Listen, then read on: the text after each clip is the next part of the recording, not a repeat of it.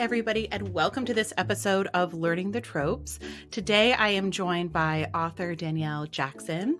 Danielle's second romance novel, Accidentally in Love, comes out August 8th, and we're just going to jump right into it.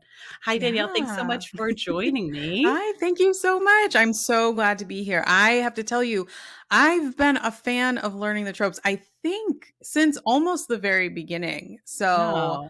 I am like beyond excited to be on your podcast. Thank you so much. Thanks so much for Yeah. reaching out. And I always love, especially when listeners reach out to be on the podcast, especially when they have Yeah. books or something. It's always so much fun. And thanks so much for listening. Yes, of course. Yeah. So Accidentally in Love follows the accidental pinup.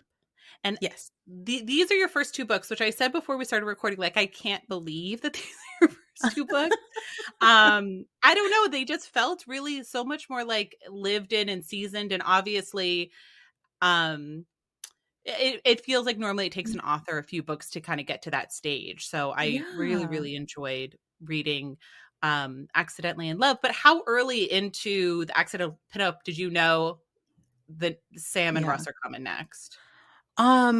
Pretty much from the start. As soon as they kind of showed up and Sam showed up as this very grumpy, but like kind of like grumpy character with a heart of gold. You know, she's very loyal to her friends. She is, she'll do whatever she has to get a good, like or do a job well. And but she's very, she is very like kind of just on the straight and narrow where she's like, she hones in on something and wants to get stuff finished and done. And then Russ came on the scene. He's the brother of the hero in book one, and he is very happy-go-lucky, even though he's had kind of a difficult upbringing and his life has always been kind of a mess. He is the sun's shiniest sunshine, I think, at least that I came up with, that came out of me. And we just had I had a lot of fun the little bit that they interacted in book one, because she is immediately like bristly and just like, why are you looking at me? And he's like, she's it, like from the start. So yeah. So I knew pretty early on in book one that is where their story was going to at least kind of start from. Yeah. And I love Sam and Russ. I think that they feel like very unique main characters. Mm-hmm. Russ having that kind of like arrested development that I think is so common. Yeah. That he's kind of like doesn't know what to do, and then he's sort of like latched on this idea of becoming a chef, and and he's like, I really related to him because I feel like once you do land on the thing that you think you want to do, like there is like a preciousness to it and a not wanting to tell people about it. And I really loved that about Russ specifically. But yeah, how did you like come up with him and sort of create him?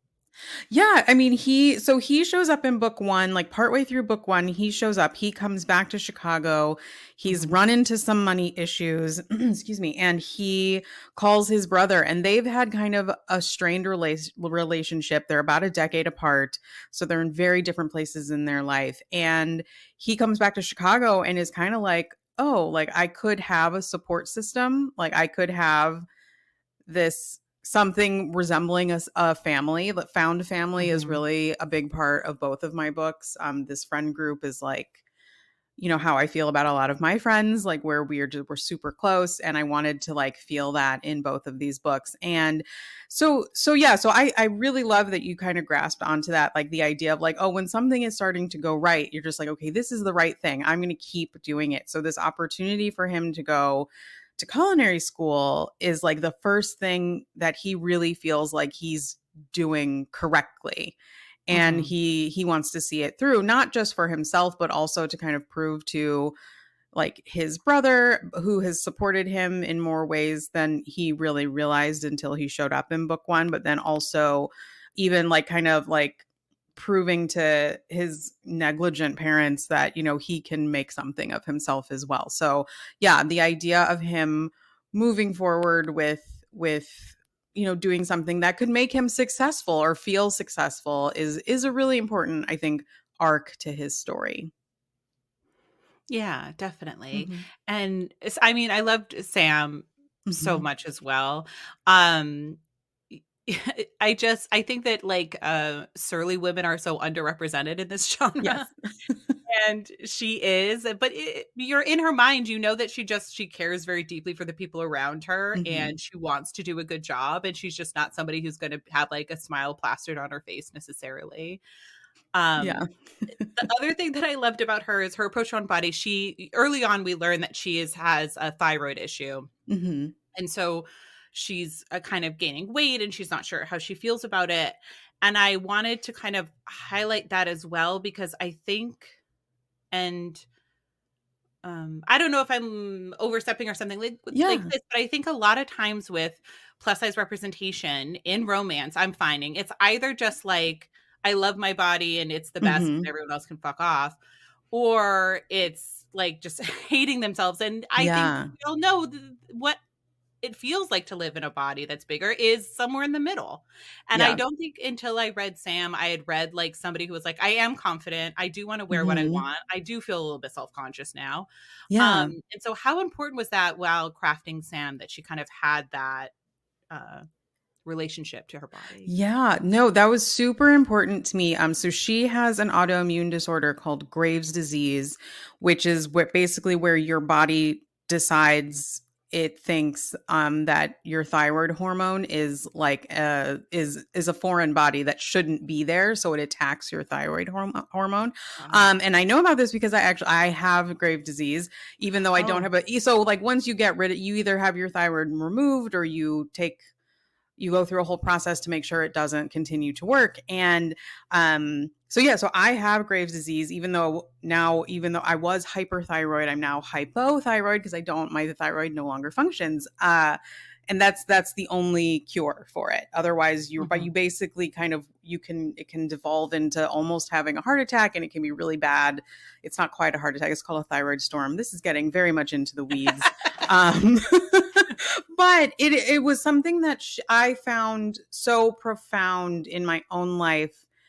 I've always my weight has always fluctuated like my entire probably like since I hit Mhm. puberty and onward. I have gained a lot of weight. I've lost a lot of weight, and it's something that I knew I was going to talk about in my or think about in my books.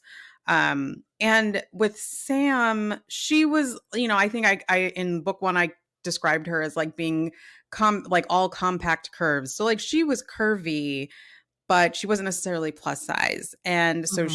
she gains weight really rapidly because also your thyroid really controls your metabolism. And when you don't have one, your metabolism goes away.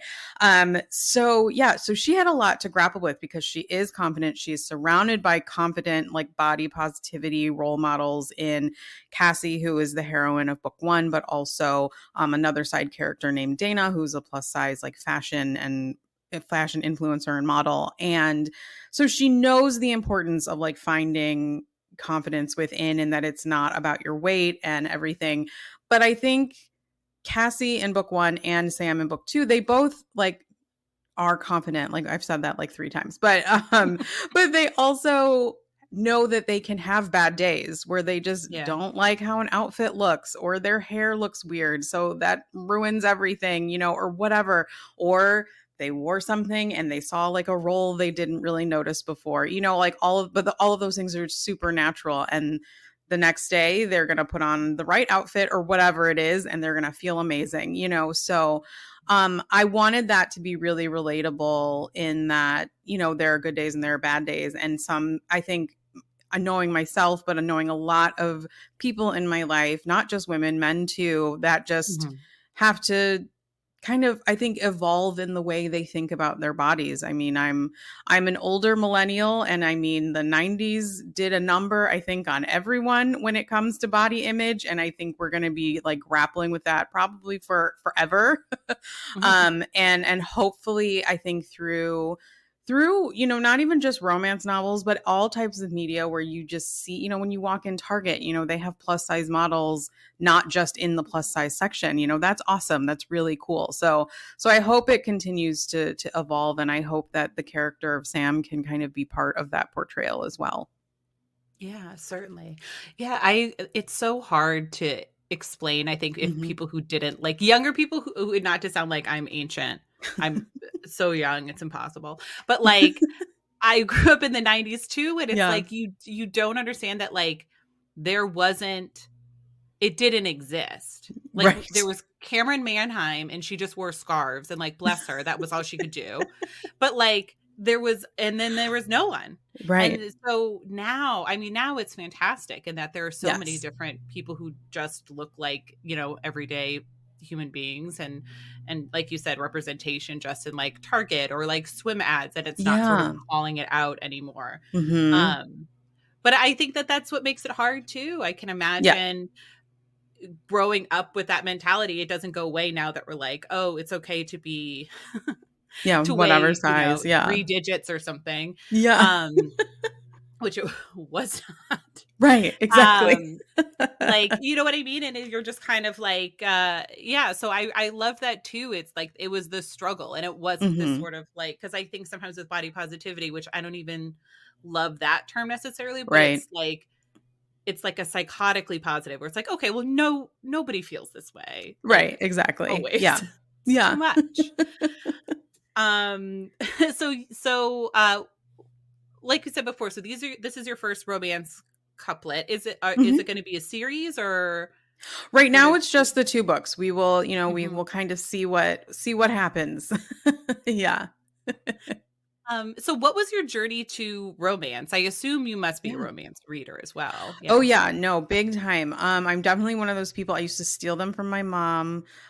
She always had them in the house. I mean, my mom reads everything. She was a nurse, so there was everything from, like, medical journals to, like, her book club books to romance novels. There were Mhm. always books in our house, which was an amazing way to grow up.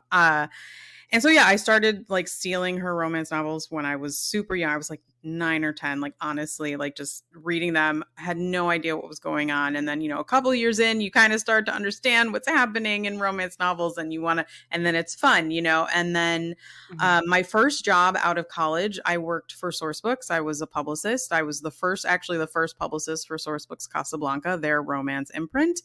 And once I entered the romance space that way too, I was like, okay, this is what I'm doing, in some capacity. And eventually I became a mom and I was a stay-at-home mom for a while. And then I kind of had this time when my daughter started going to like preschool and I was like, okay, what am I going to do? And I started working for Fresh Fiction, which is a book review website. And then I got kind of the itch. I've always been a writer. I've always written things, but then I was like, I have this idea for a romance novel, and I started writing it, and here we are. The rest is history. So obviously you'd been reading romance basically Mhm. your whole life and sort of other than so was it just sort of you had the time and it kind of floated into your mind? Had you done this before, or so were you nervous taking on writing your first romance novel after I was reading it for so many years? That's a good question. I don't know that I was nervous. I do think though I knew more about the publishing process than the average debut author. So I Mhm. I feel like if I hadn't worked in publishing and I kind of like know how the sausage is made and and things like that, I don't know that I would have. I think I probably would have written earlier. Like when I kind of knew the process and I knew how hard it was, and I'm a Black woman, so I knew how hard it was for authors of color to kind of get their foot in the door and to be held to the same standards as, or held to higher standards really Yeah. than white authors in some aspects. I was really hesitant to kind of sit down and really write. I've had the idea for particularly the accidental pinup had been brewing in my mind for a very long time, and I would kind of write a little bit here and there. But then, yeah, like it was NaNoWriMo National Novel Writing Month of 2019, and I just was like, for whatever reason, I was like, this is the year I'm going to do it, and I did it, and that's the one and only time I've ever completed National Novel Writing Month, where you write 50,000 words in 1 month. Um, Mhm. and I have tried to do it since then and have not succeeded in that many words in those 4 weeks. But Yeah, I don't know. I think a lot of it had to do with time. You know, I did have more time on my hands. And I remember talking to my husband about it and just saying, you know, this is something I really want to like focus on. And so when you get home, you are in charge.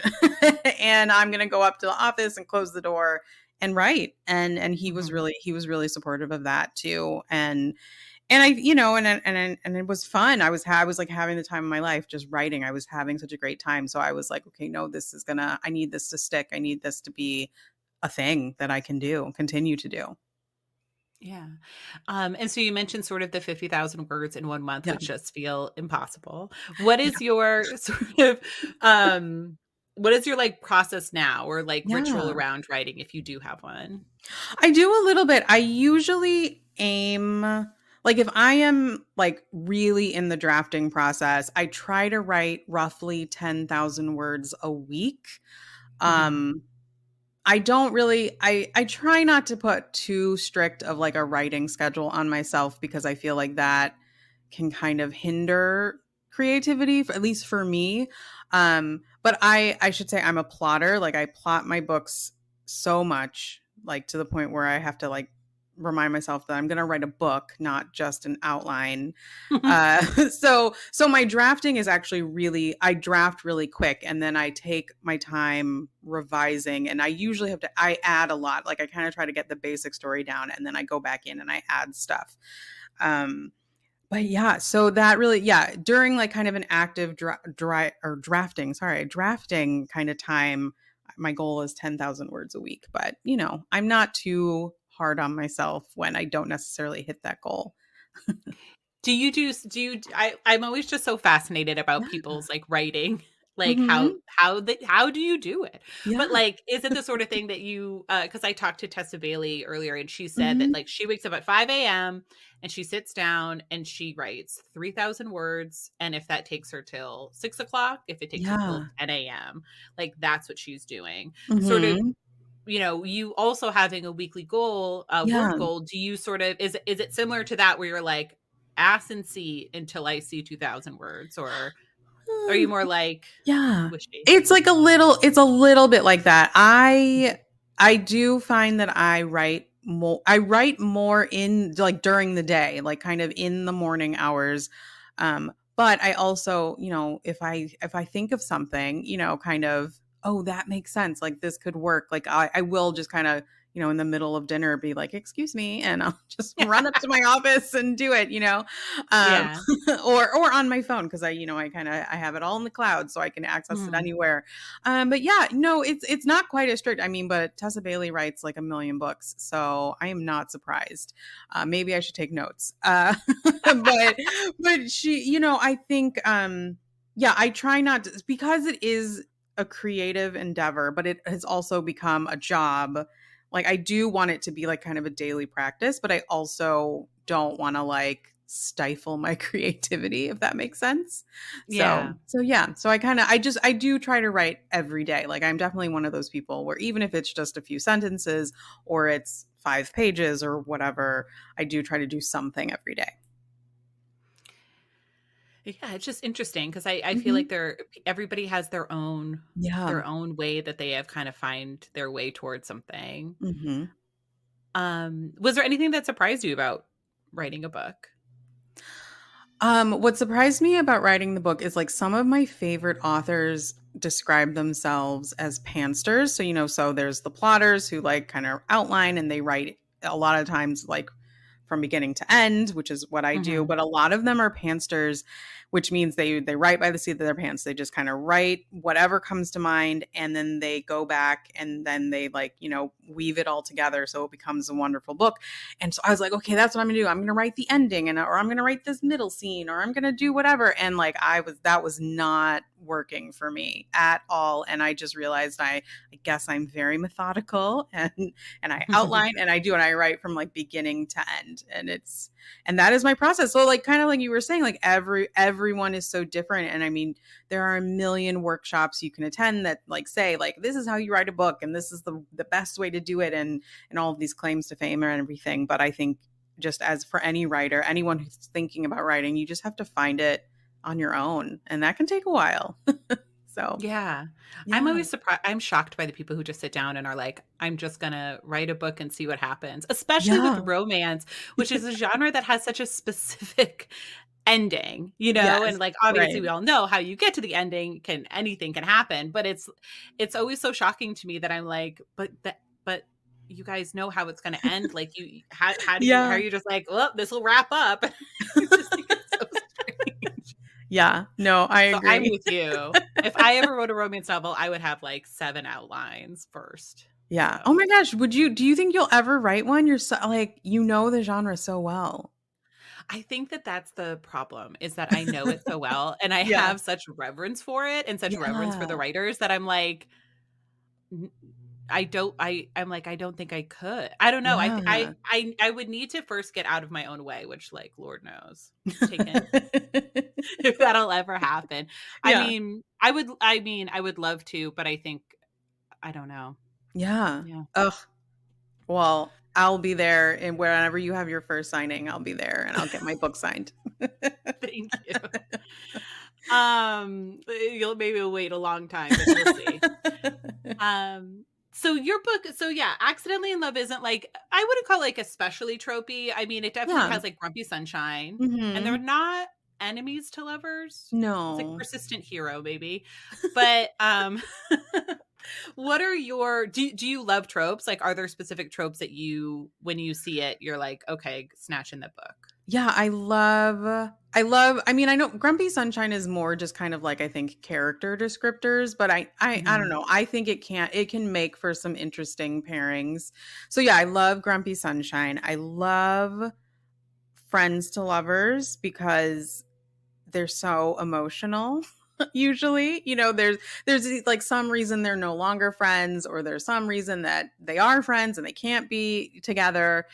romantically or anything like that. I mean, I'm not super specific in that, but those are like the kind of the two that come to mind, I think. I also love Enemies to Lovers. It's like, so then it turns into, I like think about what I've been reading and I'm just like, well, that's Enemies to Lovers and this is, whatever, so I don't think I have like a specific trope, but yeah, those are like the ones that if I see it in a description, I kind of like gravitate towards. Yeah. I have such a hard time with friends to lovers because I'm always just like, you know you already like each other. Just Yeah. do this. That's funny. Like, Yeah. yeah. But then there's always the book with the trope that you don't like that you Yes. love because like There's always obviously, the one. Yeah. romance authors are magic and they can make you fall in love with For anything. sure. Yes.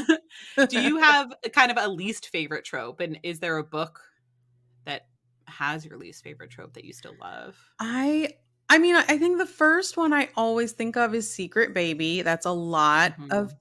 a lot of those come up.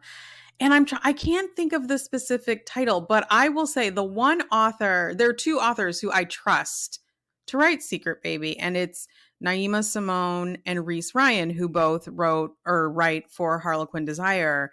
Mhm. And there's generally that's where you see, I think, Secret Baby pop up the most is in like those kind of Harlequin or category romances. And they have both written, I think, Secret Baby more than once. And I'm like, well, okay, well, I love your books and I love this book now. And I'm gonna like try real fast to see if I can, because there's this one Naima Simone book. Oh gosh, what is it called?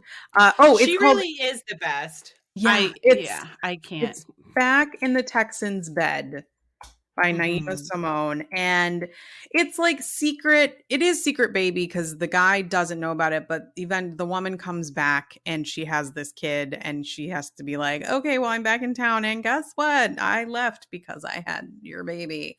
For reasons, of course, romance Yeah. reasons, Yep. definitely. And Always, yeah, always. that one is like one of my favorites. But again, it is Naima, like what, she can do no wrong, I think, in my book. So Yeah, and scoring off the field where that's like a an employee employer mhm. friends-ish to lovers, and Yeah, yeah, and it's so good. No, I exactly. trust her to do anything. Yes.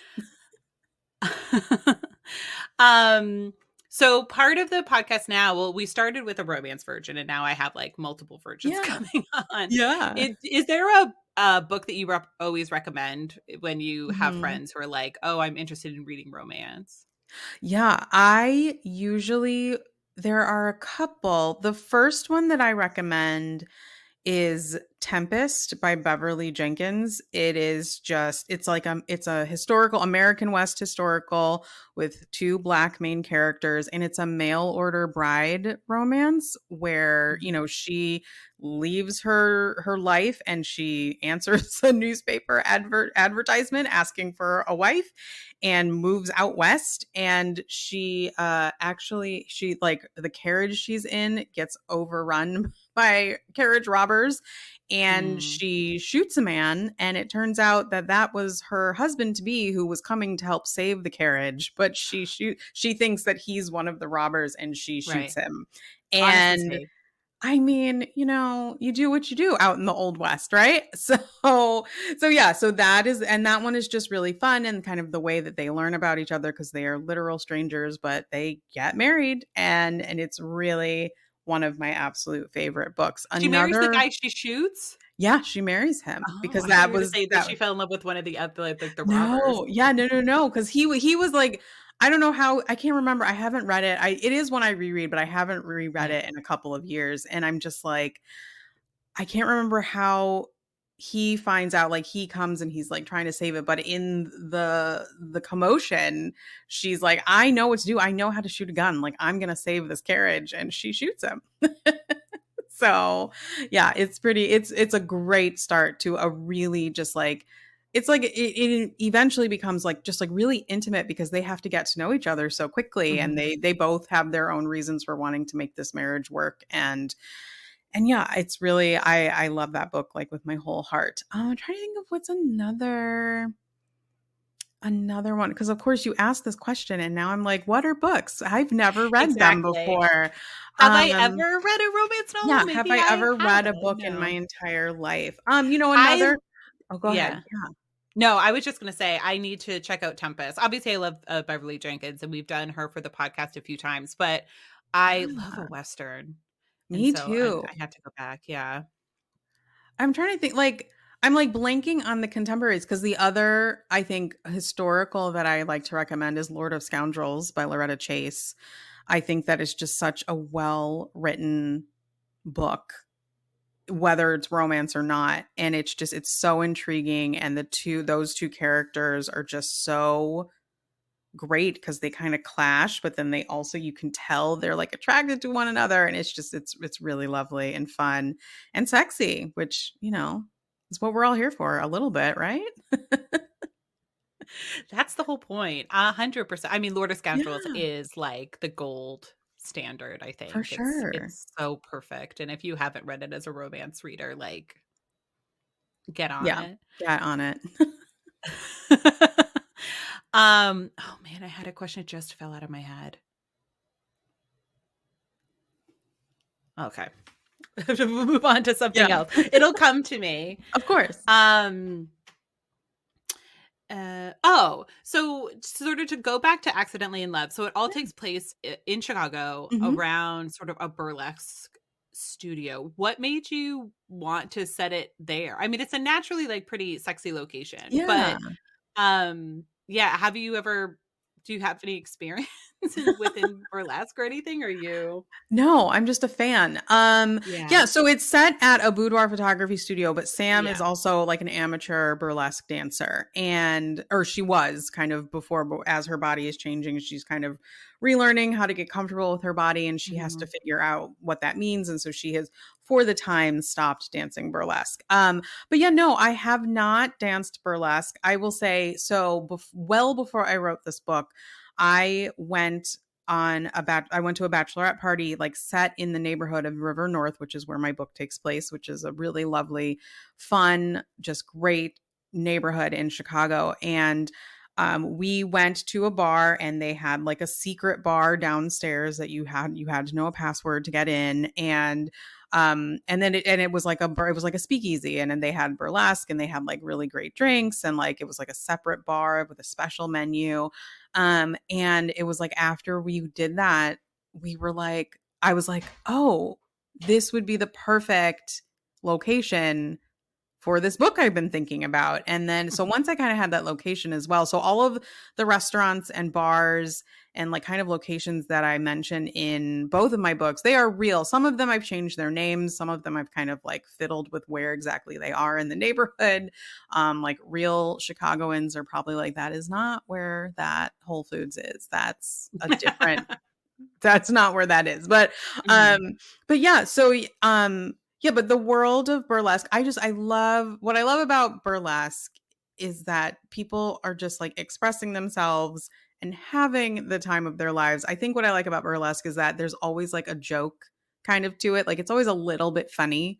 Mhm. Or whether it's a visual gag or it's just like how they take their clothes off, and they don't necessarily reveal everything until the very last second, or whatever it is, and like enticing the audience to get more and more excited about it is really the point. And I just think that's so cool and so fun. So I knew I wanted, her Sam to kind of have that experience in dancing in that way. But in real life she is kind of more, she's a little like, she's quieter, and and she's definitely more observational in what she do and how she moves through life.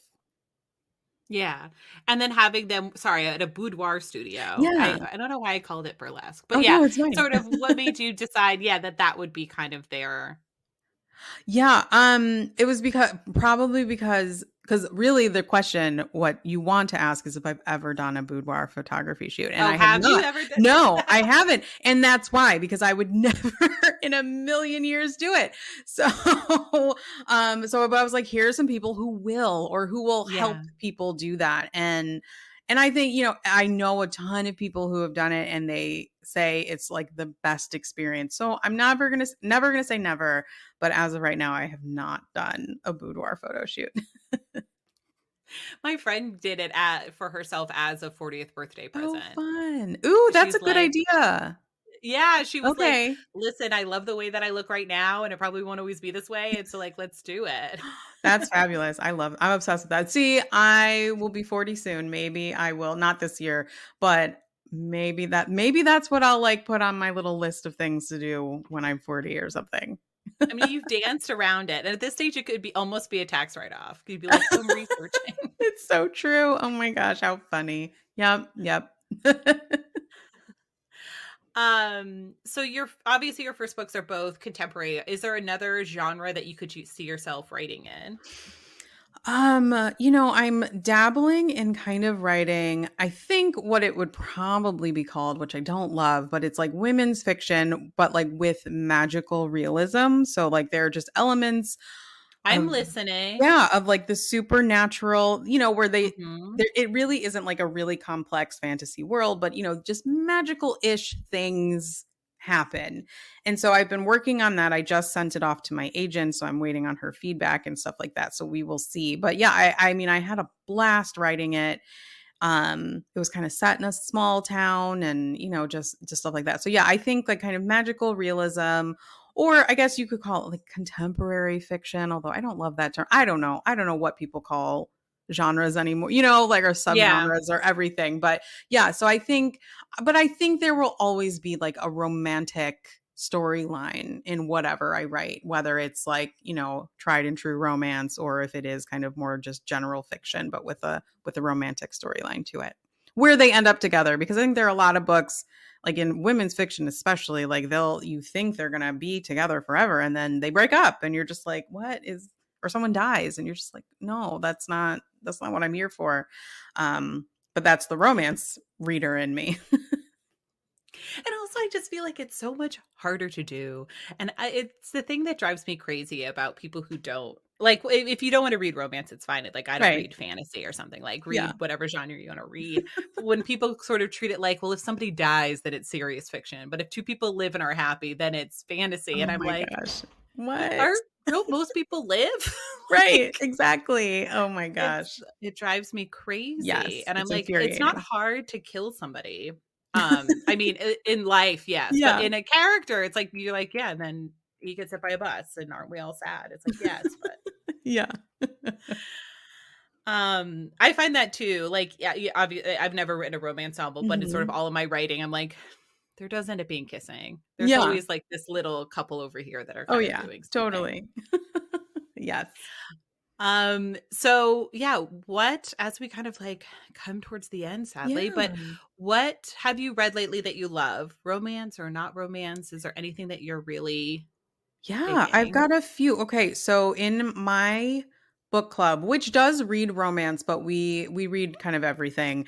And we're a little late to the game on this, but we just read Lessons in Chemistry, which was Mm. like the book of the year, I think everywhere last year. Let me look up real quick. Bonnie Garmis is the author, and it's set in the like either the late 50s or early 60s, and it's about a woman in chemistry who wants to be a chemist, and kind of the fight she has to go through to kind of be taken seriously in her field. There's a lot more to it. I thought it was I thought it was a lot of fun. There were like some early scenes where I was like, "Whoa, this is a little more like hard hitting than I thought it was going to be," but then like it all makes sense in the end, and kind of things come full circle, and Mhm. it was a really fun book. It was a great book club book. It was a great discussion book. I just read I have two books. I'm going to be that author that's going to talk about books that aren't out yet. But they were really good, and I want people to know about them. The first is I just finished In Charm's Way by Lana Harper. It's a witchy romance that I think it was a lot of fun, and it's a little more, it's not quite darker, but it's a little more serious, I think, than there are three books before this. And yeah, it was really fun. It's a sapphic romance, and there's like kind of a very bookish witch who, for reasons that happened in the third book, can't like recall spells as well, and she's kind of losing parts of her memory. And this like fae that, she did not know, her fairy, but a fae that comes to this magical town and is like, knows all the stuff about her, and she's trying to figure out like why and magical things are happening. So I love like the influx of witchy books, and they've been a lot of fun. So it is kind of funny reading one in like the middle of summer because I think of it as Halloween, but yeah, I really enjoyed that one. And then another book that comes out in September is Angelina M. Lopez's next contemporary romance, which is called Full Moon Over Freedom. This is connected to After Last Summer's, I think, kind of like a book that got a lot of recognition, but I still think felt like kind of flew under the radar, but which was After Hours on Malago Street. And it's about this Mhm. Mexican American family. There are three sisters, so this is the second sister, and they live in kind of rural Kansas, and you learn a lot about like the history of like Mexican immigrants coming and moving to Kansas and like building the railroad and like making these thriving towns, and then how they were oppressed and suppressed, and how that has affected them even to this day. Like, I think it's such an excellent series, and Angelina's books are so hot, like from the start. In both of I these books, remember like House of early Malago on. Street. Oh my Yeah, gosh, begins with a yeah. bang. Literally begins with a bang, like chapter 1. Yeah. And this one is pretty close to that as well. So, yeah, and it's a lot of fun. It's a second chance romance, and yeah, there are lots of angsty feelings and things people have to overcome, but it was just an absolute joy to read. Those all sound amazing. I didn't realize she had a second book coming out, and now Yeah. I have Yeah, to get my I hands know. on that one. Definitely. Yeah, and then, yeah, the proliferation of the witchy books I'm obsessed with, and I think Me more and too. more. Yeah, love Yeah, it. why not? All year round. Yes. Are you a Practical Magic fan? That The movie bigger or the biggest. I remember yeah. listening to your episode where your compatriots did not understand, and I was like screaming at my phone. I was like, "What are you talking about? Such a good movie. Leave us alone. Let us love this movie." I know, I'm like, I guess you just have to be a woman to love Practical Magic because every woman I know is like, "Yes, it's perfection." It's the And best then after I movie. watch it with them, I was like, "I don't understand what you're not seeing because it's perfect." Maybe they need to watch it again. Like, they watched it the first Yeah. time, and now they need to watch it, and it can be just fun, you know? It's not Mhm. like for the podcast. No, exactly. Or I'm like, or you should watch it as a 13-year-old girl because that's really when Yeah, it clicks. exactly. Yeah. Oh my gosh. Yeah, no, I love it. Oh, I'm ready. I'm ready for more. I hope, there are always those rumors that there's going to be another one. And I mean, I feel like they're just people, it's wishful thinking, but that would be amazing if there was. I would love it. I would love it if it was a female director because I think Yes. that that's something that's Mhm. necessary. But yeah, because she has all the prequel books now. Yeah, So exactly. Mm. there's space, Hollywood. Yeah. We have a lot of books actually, if you want to. Is there a book other than your own, obviously, that Mhm. you would love to see adapted? Or that you're like, why hasn't it happened Ooh, yet? like top of mind because I just started, here we go again. I just started Knockout by Sarah McLean, and I just love the Hell's Bells series. Like I could see Yes. that as a TV series. Like it just could be absolutely stunning. It would be so much fun and sexy and beautiful and just yeah, I think and most but above all like fun because those books are Yeah. just so much fun. Second that. I mean, there's so many in this in the McLean universe that I think Yeah. any, but I think especially those books, I agree because 'cause they're also so vibrant and so Yeah. alive, and the characters feel so real, and like you said, it's, like, fun. I feel like so Mhm. many romance adaptations are so serious, and it's Right. like, they are you can just have fun with it too. Yeah. Oh, another one, Yeah. sorry, another one would be, like, Alyssa Cole's Reluctant Royals series because those, again, they're Mhm. super fun, and I think they hit at, like, the right time, but I think it's, like, they would be a great adaptation. I think that'd be fun too.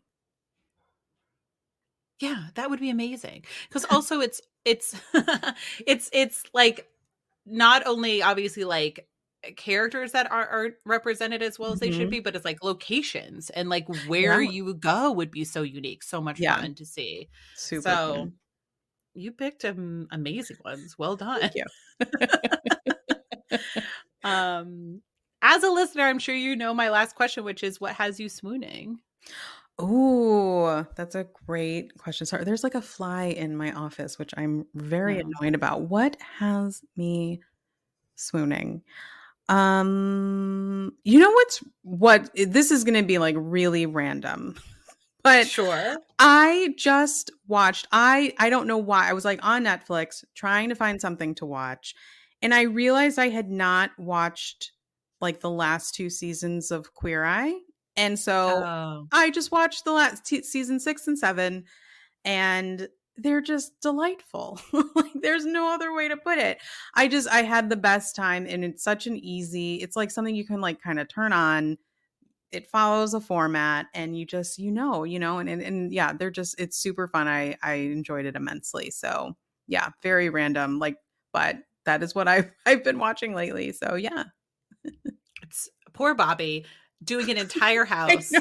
and Karamo's like, "Have you ever thought about talking to people?" It just doesn't seem fair. And Anthony is always just like, "Let's make a salsa." And it's just like, Yeah. that's all he teaches people to do. But it's fine. It works. It makes He's them doing all it. happy. It's always very small, especially when it's, Yeah. like, people who are good cooks, and they're like, "Sure, you teach me, I guess." Yeah. But I love them all so much, they're Me so too. good. They're so fun. Amazing. So, obviously, the right now, everybody can buy The Accidental Pinup, which you Yes. should in preparation for Accidentally in Love, which is gonna Yeah. be out August 8th. Yes. And I think we'll put this out closer to August 8th, Okay. so but still Perfect. pre-orders are very Please important, do as we all pre-order. know. Yeah. Um, And and how yeah. I have a pre-order campaign going on with either Love Sweet Arrow, which is the romance bookstore outside of Chicago, and another independent bookstore, Anderson's Bookshop. And if you pre-order from them, you will get like a really cool art print and some stickers, and I'll personalize and sign your books as well. Amazing. So Yeah, we'll put links to both of those bookstores in the show notes, so you guys can just click awesome. right on through, Yeah. and get everything special. And how can people find you, figure out what's happening next, sort of? Yeah.